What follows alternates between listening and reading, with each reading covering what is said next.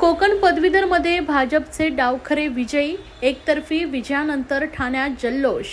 कोकण पदवीधर मतदारसंघात भाजपासह महायुतीचे उमेदवार ॲडव्होकेट निरंजन वसंत डावखरे यांनी हॅट्रिकसह दणदणीत विजय मिळवून काँग्रेसचे उमेदवार रमेश कीर यांचा पराभव केल्यानंतर ठाण्यात जल्लोष करण्यात आला।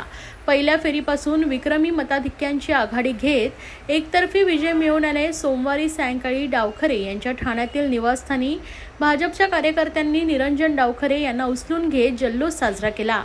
या प्रसंगी आमदार संजय केळकर, माजी नगरसेवक सुनेश जोशी, मृणाल पेंडसे, परिवहन सदस्य विकास पाटील आदी अनेक पदाधिकारी व कार्यकर्ते उपस्थित होते। कोकण पदवीधर मतदारसंघात 26 जून रोजी झालेल्या निवडणुकीत 64.24% म्हणजेच 1,43,297 मतदान झाले।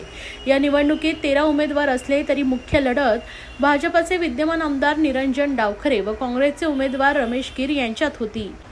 आमदार डावखरे यांना भाजपाबरोबरच महायुतीतील शिवसेना, राष्ट्रवादी काँग्रेस, अजित पवार गट, मनसे, भारतीय रिपब्लिकन पक्ष, आठवले गट यांच्यासह महायुतीतील घटक पक्षांनी पाठिंबा दिला होता। मनसेनं अभिजित पानसे यांची उमेदवारी मागे घेऊन डावखरेंना पाठिंबा दिला होता। त्यानुसार सोमवारी झालेल्या मतमोजणीत डावखरे यांनी सहजपणे विजय मिळवला। या निवडणुकीत 51% मतांचा कोटा विजयासाठी आवश्यक होता। त्यानुसार सुरू झालेल्या मतमोजणीच्या पहिल्या फेरीपासूनच डावखरे यांनी विक्रमी मताची आघाडी घेतल्यानं विजय पक्का झाला।